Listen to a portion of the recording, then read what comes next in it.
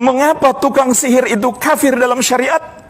Karena mereka mensejajarkan diri mereka dengan Allah yang maha tahu perkara gaib.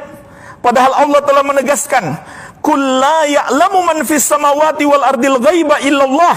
Katakanlah, tidak ada satupun makhluk, baik di langit maupun di bumi, yang mengetahui perkara gaib kecuali Allah Subhanahu wa ta'ala.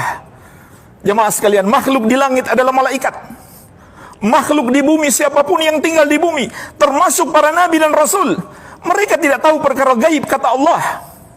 Malaikat, seluruh nabi dan rasul, mereka tidak mengetahui perkara gaib, hanya Allah yang mengetahuinya. Lalu ada manusia yang mengaku-ngaku tahu perkara gaib, maka mereka telah menyamakan diri mereka dengan Allah Subhanahu wa ta'ala. Dan apabila para nabi dan rasul mengetahui perkara gaib, itu karena Allah berikan wahyu. Kalau Allah tidak berikan wahyu, mereka pun tidak tahu. Sebagaimana kata Allah, "Alimul ghaibi fala yudhiru ala ghaibihi ahadan illa man irtada mir rasulin." Allah yang maha mengetahui perkara gaib, maka Allah tidak tampakkan perkara gaib tersebut kecuali kepada rasul yang Allah ridhoi. Jadi manusia mengetahui perkara gaib, mengetahui apa yang akan terjadi masa depan, itu hanyalah melalui jalan wahyu yang dibawa oleh malaikat Jibril dan diberitahukan kepada para nabi dan rasul alaihi wassalatu wassalam. Oleh karena itu jemaah sekalian, ketika ada manusia, dia bukan seorang nabi dan dia mengaku tahu masa depan, maka ketahuilah dia adalah seorang pendusta besar. Dia adalah seorang pendusta besar. Tapi pertanyaannya jemaah sekalian, mengapa terkadang ramalan para dukun itu terjadi sesuai kenyataan? Maka ketahuilah jemaah sekalian, justru kita sebagai seorang muslim semakin yakin jika ramalan para dukun itu terjadi sesuai kenyataan, bahwa mereka memang betul-betul dukun. Karena Allah dan Rasulnya telah mengabarkan, setan-setan membantu mereka untuk mengetahui masa depan yang dicuri dari pembicaraan malaikat. Jadi malaikat-malaikat yang Allah tugaskan untuk melakukan sesuatu di masa depan, lalu para malaikat ini berbicara dan dicuri dengar oleh setan-setan dari kalangan jin. Lalu setan-setan itu mendatangi para dukun dan mengabarkan apa yang akan terjadi. Lalu para dukun di muka bumi tampil sebagai seorang yang katanya orang pintar atau paranormal, dia bisa tahu masa depan. Padahal itu adalah kerjasama antara para dukun itu dengan setan-setan, sebab mereka telah menghamba kepada setan-setan itu. Dalam Al-Quran Allah sebutkan tentang ucapan para jin. Para jin ini dulu mereka kafir, kemudian mereka masuk Islam. Lalu mereka bercerita, Allah sebutkan di surat Al-Jin, mereka mengatakan, "Wa anna kunna naq'udu minha maqa'ida lis-sam'i faman yastami'il ana yajid lahu shihabar rasada." Bahwasanya dahulu kami di masa jahiliyah, di masa sebelum Nabi SAW diutus, duduk di satu tempat di bawah langit, di atas awan, sebagaimana disebutkan dalam hadis yang sahih. Dari situlah kami mendengarkan ucapan para malaikat akan apa yang Allah tugaskan kepada mereka untuk terjadi di muka bumi.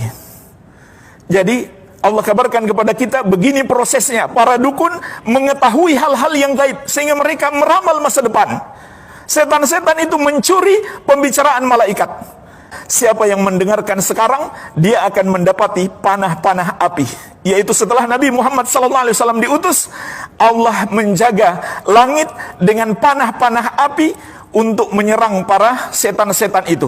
Tapi jemaah sekalian, Nabi SAW mengabarkan, walaupun di panah api mereka berkorban untuk menyesatkan manusia, mereka tetap melakukan itu. Sebagaimana kata Nabi SAW, mereka bersaf-saf dari bumi sampai ke suatu tempat di bawah langit. Fayasma'ul kalimah thumma yulqiha ila man tahtahu thumma yulqiha al-akhar ila man tahtahu hatta yulqiyaha ala lisanis sahir awil kahin. Setan yang paling atasnya, dialah yang mendengarkan pembicaraan malaikat, lalu dia sampaikan kepada yang ada di bawahnya, lalu yang di bawahnya menyampaikan lagi kepada yang ada di bawahnya, terus seperti itu sampai akhirnya tiba kepada sahir, tukang sihir atau kahin atau dukun, kata Nabi SAW. Jadi inilah jemaah sekalian proses mereka sok tahu perkara gaib, dibantu oleh setan-setan. Tapi manusia yang tidak memahami agama tertipu oleh mereka. Manusia mengatakan karena dia orang pintar jadi dia tahu, karena dia paranormal jadi dia tahu. Bahkan ada yang mengatakan mereka adalah ustadz besar, kiai khas, kiai khusus, padahal mereka adalah teman-teman setan, wali-wali setan, musuh Allah. Walaupun mereka berjubah, mungkin berjenggot, mungkin berpeci. Jangan tertipu jemaah sekalian. Kalau ada orang yang sok tahu perkara gaib, maka dalam syariat namanya adalah dukun. Walaupun di masyarakat dia dipanggil kiai, dipanggil ustadz, dipanggil orang pintar, dipanggil paranormal dan lain-lain. Kemudian kata Nabi sallallahu alaihi wasallam, "Farubbama adraka syihab qabla ayyulqiyaha wa rubbama alqaha qabla ayyudrikahu." Dan setan-setan itu bisa jadi terkena panah api itu sebelum dia menyampaikan berita yang dicuri dari pembicaraan malaikat. Dan bisa jadi kata Nabi sallallahu alaihi wasallam, dia sudah sampaikan berita itu baru dia terkena lemparan api. Lihatlah jemaah sekalian bagaimana setan-setan itu berkorban demi menyesatkan kita. Kemudian kata Nabi sallallahu alaihi wasallam, "Fayakdzibu ma'aha mi'ata kadzbatin." Maka para dukun ini dengan bermodal satu berita benar, mereka menambah dengan 100 kedustaan. Perhatikanlah jemaah sekalian, Nabi sallallahu alaihi wasallam mengabarkan kepada kita, manusia yang paling banyak berdusta adalah para dukun. Manusia yang paling suka berbuat dosa adalah para dukun. Karena semakin besar dosanya, semakin kafir dia kepada Allah, dia akan semakin sakti. Setan akan semakin senang untuk membantunya. Semakin dia suka berdusta, berbohong kepada masyarakat, maka setan semakin menyenanginya. Sebagaimana juga kata Allah, "Hal unabbi'ukum ala man tanazzalu syayatin?" Maukah kalian, kata Allah, aku kabarkan kepada siapa setan-setan itu turun? Tanazzalu ala kulli affakin athim. Setan-setan itu turun kepada setiap pendusta besar lagi suka berbuat dosa. Yulquna sam'a wa aktsaruhum kadzibun. Setan-setan itu menyampaikan berita-berita yang mereka curi dari langit, dari pembicaraan malaikat, dan kebanyakan mereka adalah para pendusta. Maka hendaklah kita berhati-hati